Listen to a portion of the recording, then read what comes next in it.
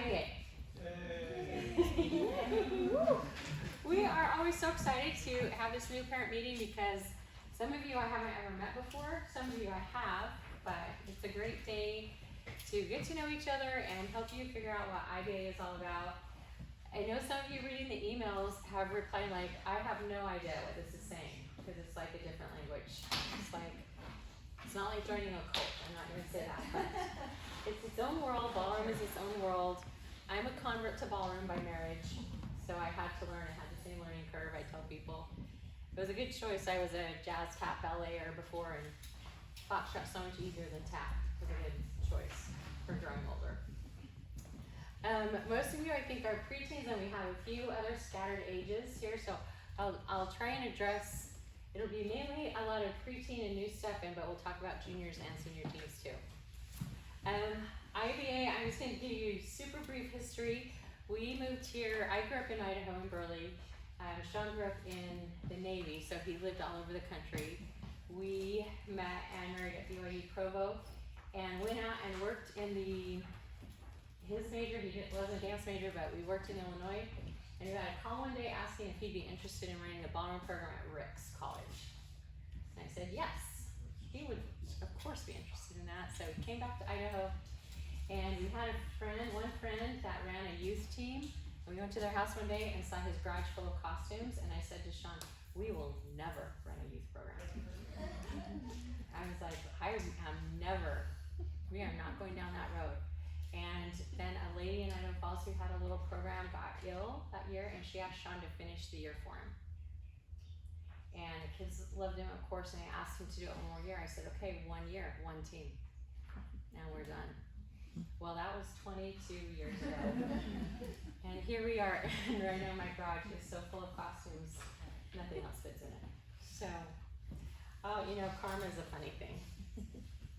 And we have, how we run our ballroom program is, I said I will run it if it can be for real people, because I'm a real person and I'm not a dance mom like in the traditional sense. It has to be real. It has to work for moms. It has to work for families. And so that's why it runs the way it runs. And I'll just tell you, it's a blessed program, I think, because it's so good for the youth of our community. And so it's just blessed to be able to be successful and flourish, even running kind of on minimal time and financing. So our philosophy is, blessed are the flexible, for they shall not be bent out of shape. We will say that a lot this year when things change or classes cancel or move. We'll just say, if you're in IBA, you just learn to sometimes roll with it, because that's what makes it work for everybody. 90% of our dancers are from the Madison School District, so we really work with the Madison School calendar. We have from Sugar and some from Idaho Falls and some from Ryrie and Firth that come. And I know it's less convenient often when we cater to the Madison School schedule, but that's the most logical and reasonable thing to do. And so we're grateful for those that come from other towns, and we don't want to make it difficult for you. So we try and let you know as much as we can as far as when like there's a no school day or anything like that happens, that we'll work with Madison scheduling. Number 2, drop off and pick up. You've probably all done it at this point. I was just looking back at my notes from last year. The studio wasn't finished last year. We were still on concrete floors and it wasn't finished, and we didn't have striping in the parking lot, but you've seen that there's just a loop drive. We tried to make a loop so you could drop off and pick up your kids right at the sidewalk. They didn't have to cross the parking lot. So if you're the first one to pick up in that loop, if you'll just pull as forward as far as you can, instead of stopping right in front of the door, because then we can get a lot of cars in behind you. But if you stop right at the door, then it backs up behind the cars that are parked on the other side, and then we create kind of a bottleneck. We try to schedule, we only have one time that 2 classes let out at the same time, so that we have a double row, and that's a younger team and an older team, and most of the older kids drive themselves, and so it's not a double team of parents picking up, to try and alleviate the traffic. Number 3, studio to home communication. We use the Band app, which hopefully you've all added that for kind of anything that's big big announcements like information about today and monthly newsletters, that will all come on email, but there will be a lot that comes on band. And one mom says, I hate to babysit an app. I'm like, I know, but it's really the most effective way that we have. We tried group texting, and it was not reliable between different phones. Sometimes only the iPhones would get the group text message, and the non-iPhones didn't get it. So band is a much more reliable thing. Also, you can, for us, it's great because we can see who has read a message. It has a little thing we can tap, and it said, this has been read by this list. And we click another button that says, hasn't been read by this. So we can check and say, oh, these kids haven't seen it yet, and we could maybe contact them on a quick text if someone hasn't seen a message on band. Super helpful that way. The coaches post a lot of videos of what they've worked on and things specific to their teams on the individual team groups. So helpful for the coaches. You can also, if you have something that's just like, my dancer can't come today, you can text a coach directly. That's so fine. Don't put like on the IBA main page, like my dancer can't come today, because then 200 people get that message. And so we're trying to just say, we don't want to blow up the main page because then people stop looking at it, is what we found, if it's a whole bunch of things that don't apply to them. Classes and expectations. In general, we try and match school grades, and not everyone's in a public school, so equivalent of school grades. Preteens in general are 6th grade, but we have some 7th graders in our preteens and some 5th graders. Pre-juniors are 7th grade, but again, we have 6th and 8th graders, a few in pre-juniors. Our junior teams are 8th and 9th grade, and our senior teams are 10th, 11th, and 12th grades, the high school grades for Madison. For the preteens, we have carpools, and we've almost worked out the kinks from our carpools. We're still figuring out, the big change this year we have to do is change to pick up in the front. So I'm gonna be working with the carpool moms, and Mr. Bates at the middle school helped us figure out a better time than coming right when all the cars are. He wants us to wait 5 minutes and pick up like at 3:22 instead of 3:15, so yeah. And he said in 5 minutes that rush is gone, and then you can come in and the kids will be able to find the cars more easily. Carpools, we do an after-school snack. It's just like a Capri Sun and a granola bar or a Pop-Tart thing. So if your dancer should not have those things, let us know so that we can have a snack that works better for them. And there is a snack fee in the preteen fees, a $10 snack fee to help cover that cost for the year. Strike zone, this is our discipline method for all of our coaches, all ages. But the coaches will say, strike, Connor, strike 1. Connor will never get a strike, so I know he's not used to that. Did I use you in class too on the example? I hope not, I'm feeling picked on. That's just a warning. And strike 2, if a dancer gets 2 strikes in a class, then the coach will text or contact the mom. And coaches hate doing that. They don't like to do that, but I say, do it. Moms want to know. I said, I as a mom want to know that class. I don't want to know 3 months later that my dancer's been a problem for 3 months. I want to know right away so I can be involved in solving the problem. I said the parents who put their kids in IBA programs, they're involved parents and they want their kids to be an asset to a program and not a problem in a program. So I've encouraged our coaches to be proactive on the strike thingy. Strike 3, it's happened very rarely, but we call it that's when the dancer has to bring a babysitter with them to class. They have to bring an adult babysitter, a parent, or an adult sibling. They said we pay our coaches to coach and we don't pay them to babysit. So if you can't behave yourself enough to the point that you don't need a babysitter, then you'll have to bring your own. It's only happened once, actually. And the mother made the dancer pay her for the time that she came to babysit. I don't know her rate, but I think it was hefty. Okay, number 5. We know that kids are in a lot of different activities. We share them with many things, with sports and other arts and church activities. And so we understand when there is a conflict. But if there is not a specific conflict, we ask you to help your kids be fully committed to coming to every class. And not something that like, oh, my best friend is having a thing and I wanted to go to that. We just really need them here every class. They learn so much every class, and they have partners, and so it's hard when they're gone because they just totally miss what has happened.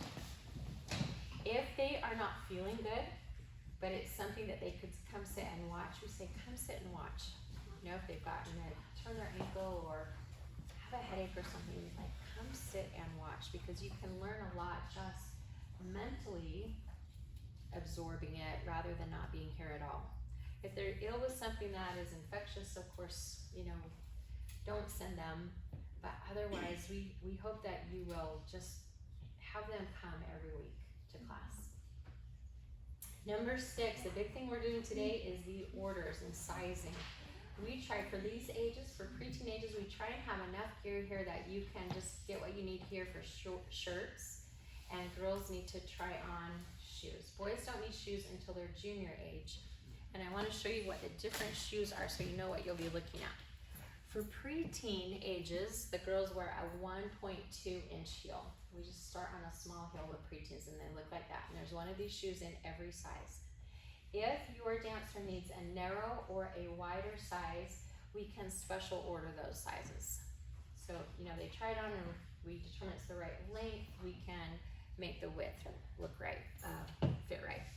A junior team shoe is a 2.5 inch heel, just a little higher. Now, a weird thing has happened with the our supplier for shoes. When I called to order our sizing run, she said, I can't send you a sizing run in this because the sizes are changing. Our next shipment, the sizes will be different. And like, how is that a thing? So it's super weird. So they finally figured out that in the shoe we wear, they didn't have this color in the new sizes, but they had black in the new sizes. So all of the black shoes are the junior team shoes in the right sizes, but they'll be in the brown color when we order. In boxes, you'll see it says shoes in stock for sale today. Those are the shoes that we have left over from last year that we'll still be wearing that kind of shoe, but I can't use those as sizing stock because the sizes will be different from what we order new, if that makes sense. So we've discounted those so that we can just try and sell them and not keep them and then get them mixed up in future years. So you can look at those. There are some preteens, but mainly junior and senior team shoes. And a senior team shoe is a 3 inch heel, so 1/2 inch higher than this, but the same shoe. Swing shoes, preteens do not need swing shoes, but those who are juniors and seniors, most of the teams need a swing shoe. In preteens, they'll wear their preteen shoe for all of their routines, but once they advance into juniors and seniors, when they do swing routines, they'll wear a specific swing shoe. And the boys' shoe, preteens and pre-junior boys are not required to buy shoes, but they are welcome to get shoes if they'd like to. Some boys want dance shoes and some don't. If you don't want to buy dance shoes, just get a black lace-up shoe, just like a black dress shoe, lace-up shoe. It could be from Walmart or any shoe store like this. It just needs to have a heel and laces that lace up. And this is the boys' dance shoe. This is the regular dance shoe, just a normal 1 inch heel. And then when they advance into senior teams, some boys specialize and like to get also a Latin dance shoe, which has just a little bit higher of a heel on that. Over here on this wall are the used shoes. And there are a lot of used shoes. There are a lot of preteen used shoes, so you can look at those. I think it's a great idea. I hope we, you know, if you can find a used shoe in good condition, that's a great route to go. Especially if you think your dancer is growing and you need another new shoe next year. If you buy a new shoe this year and your dancer outgrows it, then you bring that shoe back and put it on the used shoe wall and then get a new shoe. You can just keep swapping out every year, and we hope that's helpful to everybody. Other than shoes, the other things to order, the shirts are red for both boys and girls. And then girls, you need a black skirt and a black top of any style. The skirt should come at least to the knee, that's the guideline, but it can be longer than the knee. And the black top can be of any style. It can be a t-shirt or a turtleneck or a long sleeve shirt. The ones we sell are a turtleneck leotard. So you can buy them from us or you can buy your own. You can order a skirt from us, or you can get your own as well. Boys need a black pair of pants, black shoes, black socks, black belt. So everything from here down needs to be black that they wear. They wear those for costuming and for performances. And we don't sell just regular black pants, we sell black Latin pants, but you're not required to get Latin pants until you're in a junior age group. I think that is everything for our boys. Boys also need a white long sleeve button up shirt and a tie. What color tie? Any color tie. Any color tie. I think that here, oh, girls also need a nude color leotard, and we have those. You can buy one from us. You can, if you already have one, that's fine. And also fishnet tights. First year preteens don't need fishnet tights. You can just wear regular tights or nylons. And but second year, 7th grade girls do need the fishnet tights. Any questions on like that ordering stuff in the gear? It says suntan nylons. Suntan nylons for preteens. Oh, it says that on the list because fishnets can be itchy. So we tell girls a lot of times if you'll wear nylons and then fishnets over it, they won't feel so itchy on your legs. I think the older girls don't wear nylons under them anymore because they're used to it. They're used to the pain and suffering of being a girl dancer. So, but new ones aren't used to that itchy on their legs. And then juniors and seniors, there's a ton more gear, of course, to get for them, and we can talk you through it. If you're a junior or senior, the girls need a makeup kit. If you have a Mary Kay lady, we can give you the colors, but the makeup kit has all the colors for eyes and cheeks, an eyeliner and a lip. It doesn't have the foundation base, but that is what is in the IBA makeup kit. And that's for juniors and above? Juniors and up. Orders. Dress code, what they should wear to class each week is their team shirt. So they can wear their red team shirt, the Idaho ballroom shirt. If they went to dance camp, they can wear their dance camp shirt. If they have older brothers and sisters that have other shirts, anything a shirt that they've gotten from IBA, they can wear to team as their team shirt. Those that come straight from school, it's tricky. I see a lot of kids that wear them to school, or some kids just put them in their backpack to change when they get here, and that's fine. We like on the bottom for the girls to wear black stretchy pants. Like they can be capris or leggings or dance pants. Boys, you can just wear whatever pants you wore to school. It's okay, you don't have to change. And then the girls wear their dance shoes, and boys can wear just tennis shoes, or some boys just bring their church shoes and wear those to dance class too. Either one is fine. The older kids, juniors up, they all need to wear their team shirt, and then we do ask the boys to wear black warm-ups or sweats, or they can wear sports shorts, like the basketball shorts, but they have to be black, and then black dance pants or leggings for girls. And that is their team, what they should wear to class every week. If they don't have their dance shoes with them, they should wear something on their feet. We don't like them to dance bare feet. So just a tennis shoe is good to dance in. All right, on the back. Other fees that you will be paying. So tuition is the monthly tuition that you're paying for your coaching and instruction and using the studio. Then these are fees that we pay to other things. The competitions, there are 2 that everybody goes to. The Christmas Classic in December and the Gem State Classic in March. All of our dancers go to those 2. And then the junior and senior teams also go to the Utah Classic in February. So the competition fee is one of those. The concert fee, it costs a lot to use the auditorium at Madison High School. It's a beautiful venue and it's pricey, and so we add a concert fee to each dancer, and that makes it so we don't have to charge admission to the concert, which I love, because you can bring a whole fan club and nobody has to pay to come see the show. Pictures and DVD, we will take a team picture of each team and an individual picture of each dancer, and then those are put in an online gallery for you to then download or print as you choose to do. And we film the concert and put that online as well. And then the snack fee for the after school teams. The accounts and payments. Sherilyn Randall is our bookkeeper, and she is here. And do you want to, I'll let you say, you'll say things better than I say. So what we'll do is I'll meet with each one of you, but I have a separate, kind of spreadsheet for each of you, for each of your dancers.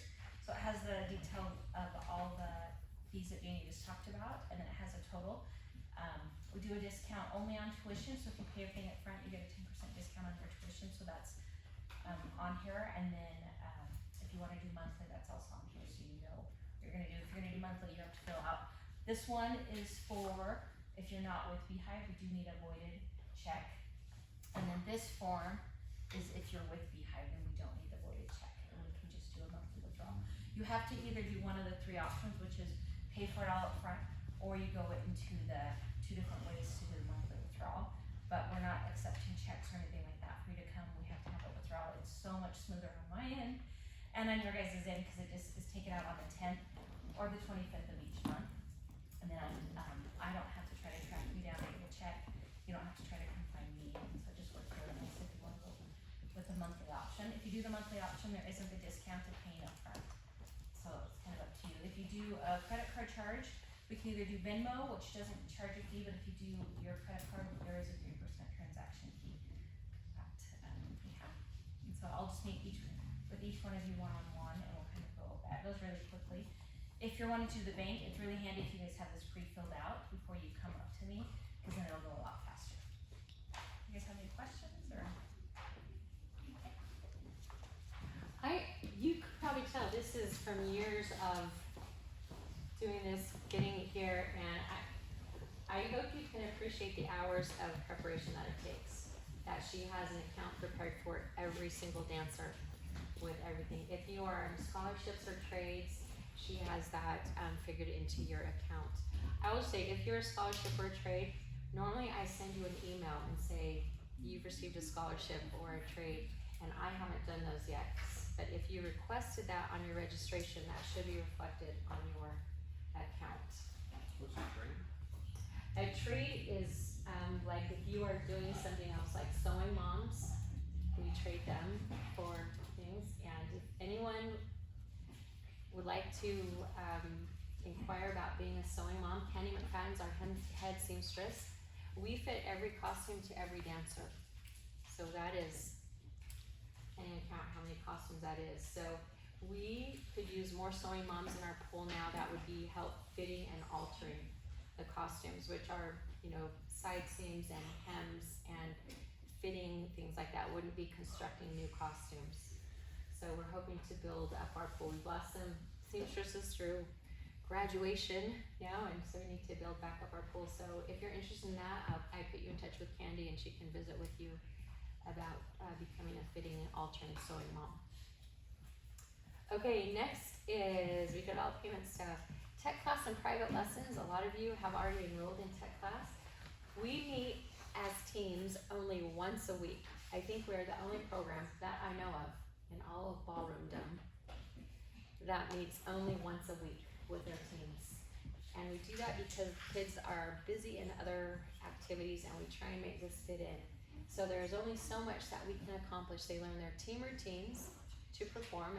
The preteens learn 3, juniors learn 3, maybe 4, and then 3 what we call the syllabus dances. And that is a dance that they learn, like in cha-cha, bronze syllabus, that's beginning.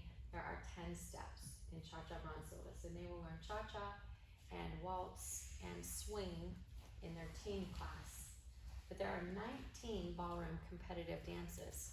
And so to learn those other dances, those are where the tech class teaches those other dances to get more technical training, because just in that group team setting, we're just kind of really rushing to get through this material. And so when dancers say, hey, I want to be a better dancer, I want to learn more of these technique dances, then that is the tech class. After they've gotten a good base in technique, dancers can choose to compete in open. And that means they're wearing like super fancy costumes, and they're doing choreography that's outside of syllabus. And that's something like when you get to the point, say, hey, my child is interested in looking at open and semi-private, then we do a little parent meeting and decide what is the best route to go for you. Competitions and performances, number 12. Everything that you receive a notice about, a competition or performance, and I hate to use this word, but it's the word, it's mandatory. It's like they're not optional. It's like sometimes I get an email like a few days before, like, is this performance, mandatory? I'm like, yes. That's the point. That's the point here. So plan on everything that's on this calendar. Just plan that your dancer can come. Things happen, like broken legs or strep throat, things like that happen. But otherwise, on this day of that event, that should be your dancer's first priority, to come and participate in that event. If they don't come, there is a partner left hanging without a partner to dance with. And if it's something that we, can't be prevented, we do what we can, but otherwise it hurts a lot of little hearts when a partner doesn't show up to something. It's just really hard on kids, and hard on coaches, and hard on the parent whose kid doesn't have a partner. So we just really want to stress that plan on coming to everything that's listed. And I just put number 13 just as an FYI if you're new to IBA. We love travel. We are believers in travel, especially growing up in small town Idaho. We think we should get out and see what's going on in the world. It's a little different than hometown Rexburg. And I wouldn't choose anywhere but Rexburg, but I think we need to go see what else is happening. We are behind on our rotation because we've been trying to do our Europe tour since 2020.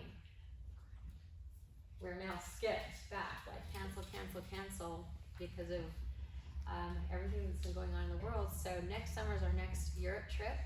We do 3 weeks in Europe. We perform at some folk festivals, and then we just do the highlights.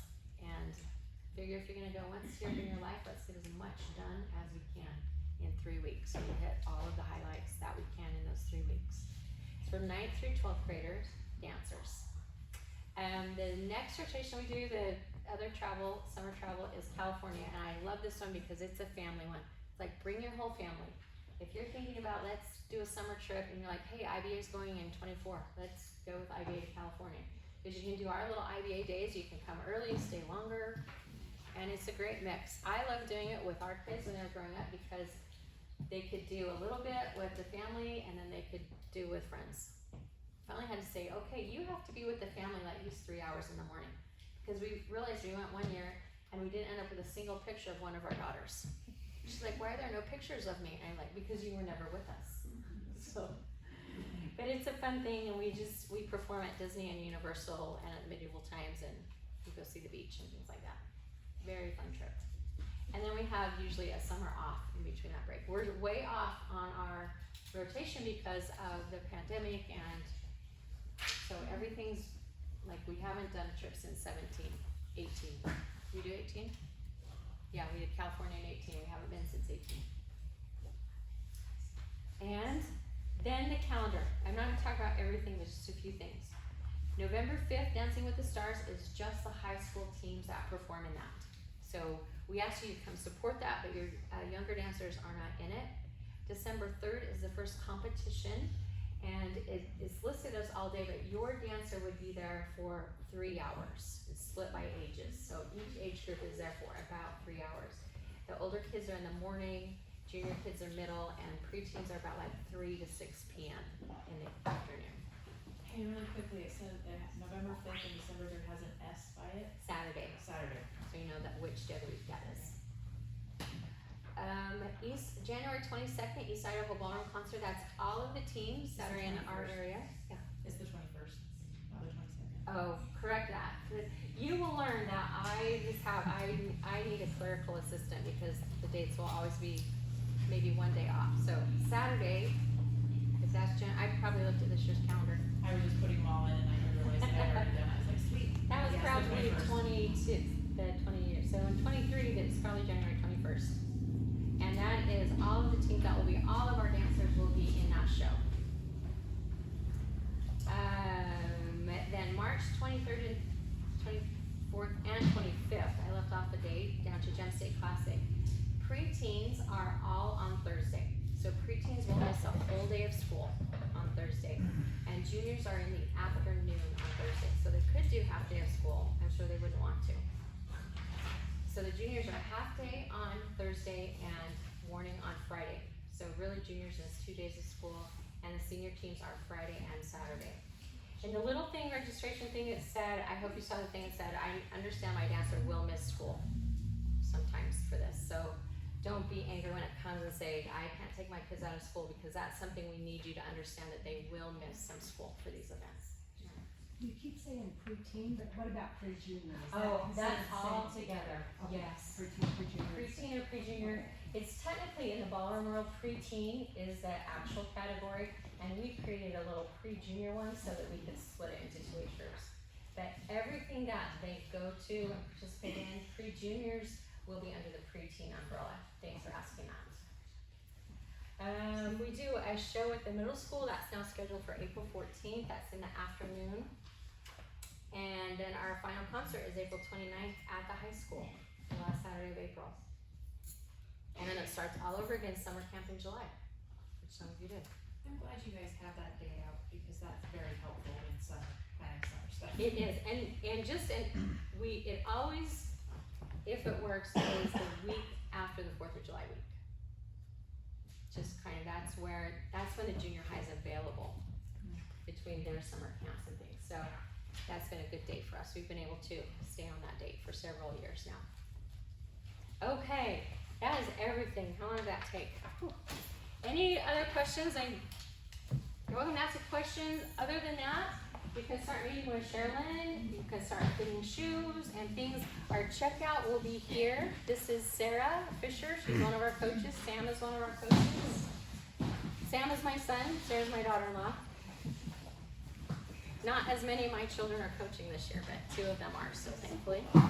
So Sarah will check you out.